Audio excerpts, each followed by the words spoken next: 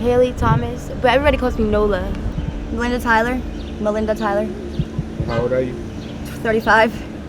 What would you say like your main source of income? Walking the streets. That's my only source of income. What would you say your main source of income is out here? Prostitution. And how much would you say you spend a day on using?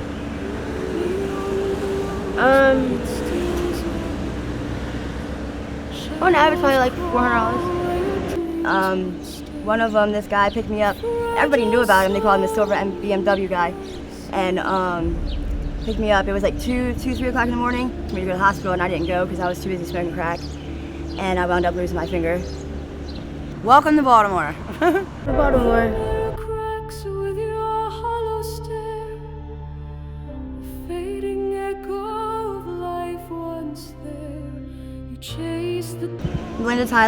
Melinda Tyler. How old are you? 35. How long you been out here for? This time around, it's been about 4 or 5 years, since about 2020. What would you say like your main source of income? Walking the streets. That's my only source of income. And how is that? How is the income? Yeah, how is that going? Is it a safe thing to do out here? No. I mean, it's good money, but it's mentally exhausting and not safe. I've been in some bad situations. You describe the bad situations? One of them, this guy picked me up. Everybody knew about him. They called him the silver BMW guy. And picked me up. It was like 3 o'clock in the morning, and he took me down to the industrial park. And that was cool. Like, we do that all the time. Like, you know, get dates down there. But we got in the back seat. He wanted to get in the back seat, so I'm like, okay. He wouldn't give me my money up front. That was like a red flag. I usually don't do nothing without getting my money up front. But then, like, he's a guy, it's late at night, so I'm just like, okay, I'll just do it. So I started giving him head, you know, and he was talking about how good I was or whatever. And then he asked me to pull my pants down, and I said, no, like, you paid for a blowjob, like, that's more money. He's like, well, how much more? And I was like, you know, it's $60. And he's like, 60 total or 60 more? And I'm just like, kind of irritated. I'm like, I just want to get it done, you know? And I'm like, come on, man, what are you trying to do? And he was like, don't get smart. And then that was kind of like alarming a little bit the way he said it. And then he was like, I was like, come on, what are you trying to do? And he banged me in my face while I was sucking his punched me in my face. I said, don't get smart. So I was scared. I've never been in a situation like that before, being out here that long. And so I went to go try to jump out the side door, and I went to open it, and he had the child safety locks on, so you couldn't get out. So at that point, I was scared. I dove through the front 2 seats and ran out the back seat, or the driver's passenger side door, and just ran. I was so scared I pissed my pants while I was running. It was scary. But I got out. Like, there was a tow truck driving down that early in the morning, and he gave me a ride down to the bar that was close to there. So I got out of that one. That was probably like the worst one I've ever been in, which isn't that bad compared to situations other people have been in out here. So that's that. Back in 2023, 2 years ago, I was ripping a piece of chore boy that people use, you know, for their stems to smoke crack, and it cut my finger. The cut started getting pretty bad, and it got infected. And someone had actually called a Uber for me and paid for an Uber for me to go to the hospital, and I didn't go because I was too busy smoking crack. And I wound up losing my finger. It had to get cut off, amputated. Never get that back. I got pregnant back in, was it 23? 24. I don't know, she turned a year old July 1st. So my mom has custody of her, doesn't have custody of her, but she has her right now, so she's in West Virginia, so I can't even see her. I got pregnant out here with a date, so I don't know who the dad is. I don't know. People said, when you first started getting high, did you say like, oh, I'm gonna go out there and get dates and get high? And this time around, I was like, yeah, I did. Like, I was working. No, actually, by then I quit my job, but I was living with this guy who I was dating, and he was working, and, you know, supporting me. I was taking care of his mom during the day. And one day, like, we would get high on the weekends. I couldn't handle that. I needed to get high. Like, I've been getting high all day, every day, since I've been out here since 2020. The day I had my daughter, I left the hospital that same day to go get high. When my finger got amputated, I think I might have went almost 24 hours that day without getting high. but I was in the hospital and I had someone bring me crack in the hospital to get high. So yeah, that was that. So I was sober 2019 for a year. Prior to that, I've been getting high on and off since 2009. I'm 35 now, so it's a long time. I graduated high school in 2007. I was going to college. I got my high school diploma one time. And it just went downhill. So 2018, I have a son, he's 13. Sorry, this is a little bit bouncing around a lot, but you know, whatever. I'm not a professional. But I have a son, he's 13. He got a woman who I thought was like a really good woman. She was his grandmother, non-biological grandmother. She was in the hospital when he was born. So I had my son by myself until he was 7, and I wasn't getting high. I was a manager. I had a car. I had my own place. I had him. And 2018, when he was 7, I asked her to watch him while I went to the hospital for a psych evaluation because I just wasn't feeling right in the head, you know, and that's 5 days. So while I was in the hospital, she had went and gotten temporary emergency custody of him. She said that she didn't know where I was and that I just dropped him off and abandoned him, and she needed emergency custody of him to take him to appointments and stuff. So within a week, my life got turned upside down. By the time I got out of the hospital, I went to go pick him up from school early to take him to get lunch because, you know, I hadn't seen him in 5 days, and they said I couldn't because I didn't have custody of him.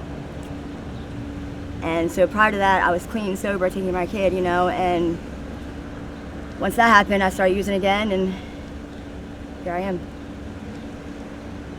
Is that good? Do you have anything you want to ask? So what would it take for you to get clean? It's a mind thing. It's a mental thing. I have support. Like, I have people like on my side telling me, you know, get clean.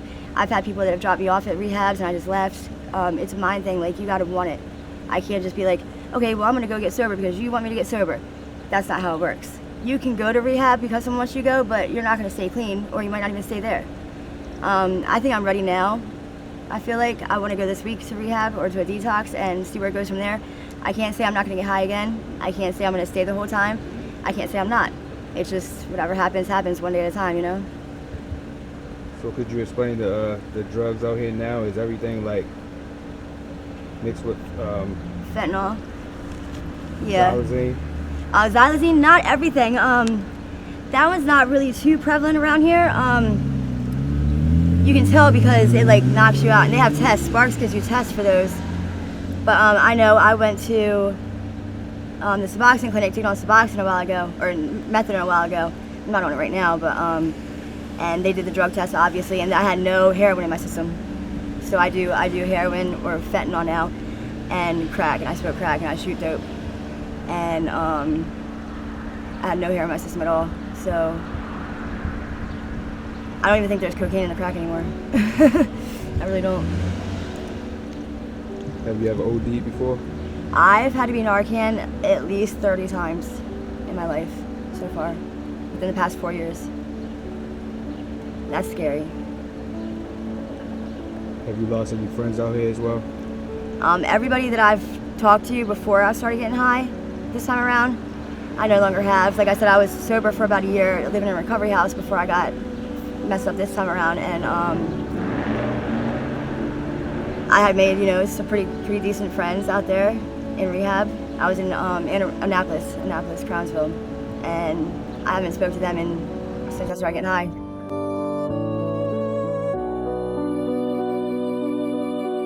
Hailey Thomas, but everybody calls me Nola. No one out here knows my real name, really. I'm 25. How long you been out here? Out here or like out there? Like on like just out in the streets. You know what I mean, like you in the beginning, you were telling me how you and your boyfriend was boosting.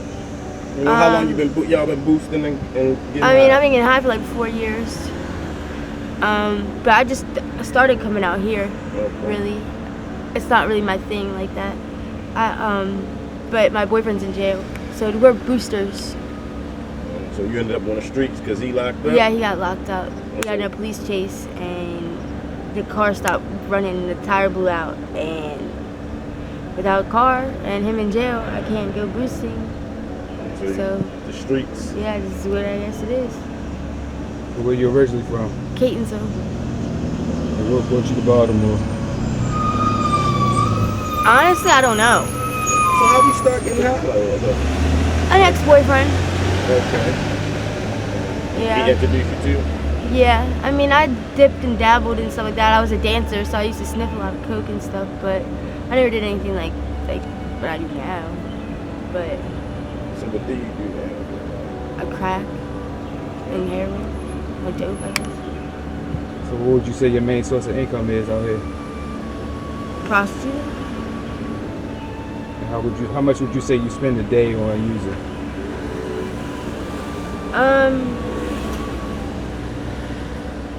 On average, probably like $400. $400 per day? Yeah.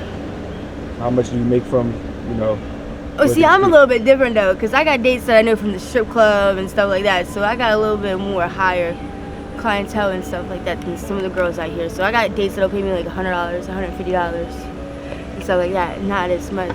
Like out here, you don't make as much. Here they lowball you. Yeah, 'cause I ain't gonna lie. It's like- I've been around this area for a long while, and it's a lot different. It's changed a lot from what it used to be. Yeah. So what's your family think about what you do? I don't talk to them like that really anymore. I used to, but we're not getting along right now. So do you see yourself ever getting clean? Yeah. One day. I gotta get off dope before Jimmy comes home. So, because he won't be on it, and I don't want him to start doing it. I've been trying to stop. You have any But- kids? Yeah. How old? I've had 3 kids. I have a 7-year-old who lives with my family, and then I have another kid who's in the system, and then I have a third kid who I put up for adoption. So when you get clean, are you planning to get your kids back? Not the other 2, I don't think. Just the one. The other 2, they kind of, I don't know, they're already like set where they are. You know what I mean? I don't want to come up and corrupt that. Yeah. But my oldest, she's with my family and stuff like that. She knows who I am and stuff, so that, yeah. But the other 2, I don't want to just jump in their life and cause a whole bunch of chaos. That's not fair. So what does a clean life look for you? Vacation. I miss traveling. Can I? So you're 25 now. How? I mean, at what age do you believe that a clean is the time to stop? And get, Maybe by 30. Hopefully before then. Hopefully by 30 though. Before I hit menopause. Definitely. I want to have a real life one day, like with kids. Like that's the thing that sucks about a lot of these girls out here. A lot of them are a lot older than me. Like they're like 30-something years old, 40 years old. They can't have kids no more. Like their life is this, and that's how it's gonna be. Stop. I'm so young. I still can get married and have kids with someone and like have a whole nother life. Some of these bitches is just stuck out here. This is what they know and it's all they ever know. It's sad. I mean, it's sad that I'm out here too, but Can you explain the feeling it was for you the first time you used? stuck. I don't know. I just kind of, I don't know. Thing is that I started dating someone that used, and if I would have known he used, I probably would have never started dating him because I was really against it actually when I first met him. But he moved me all the way out of Hagerstown, and I guess like boredom strikes, and I just did it. So when you're with someone that uses every day, and once I caught him using, he didn't hide it from me anymore. So I don't know. It was just there already. Said it was there. I didn't have to go find it. Like I didn't use for the first time and then have to go find it.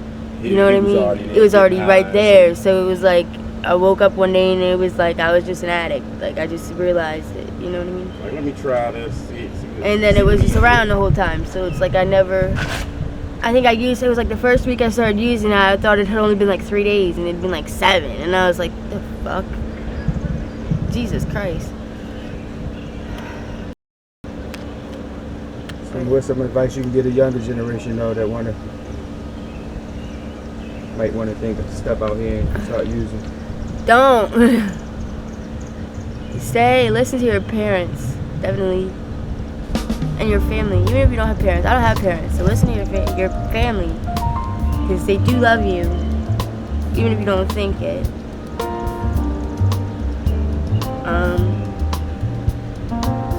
Especially because you don't want to end up out there. I never thought I'd end up out here, ever.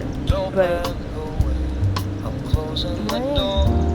I don't need your shadow around here anymore. Your promises are bitter, your whispers unkind.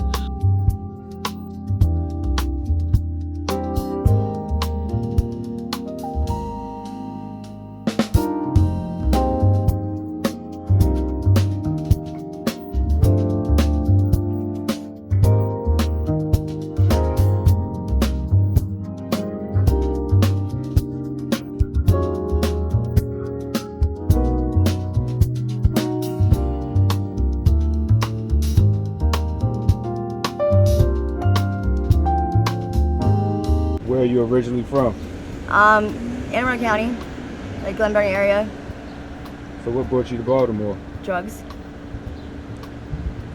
Can you explain like the first time you used heroin? First time I used heroin, Yeah. I'll start with crack. Oh, you started crack and how Yeah, old was you? so the first time I started crack, it was 2009, so I was like 18, 19, something like that. And I was dating this guy. He was 40, 30, late 30s, early 40s, and he worked for the State Highway Patrol. He was getting high here and there on like weekends and stuff. And prior to that, I was sniffing pills here and there, Xanax and what was it back then, Oxycontin and stuff. So I asked him what the crack was like, because I know that was the upper, and he told me how it felt and what it was like to him. And I don't say he got me on it, I say he introduced me to it. Nobody forced me to do drugs, you know? So I asked him, like, well, can I try it? And he let me try it, and instantly I was hooked. Instantly. Dope man, go away.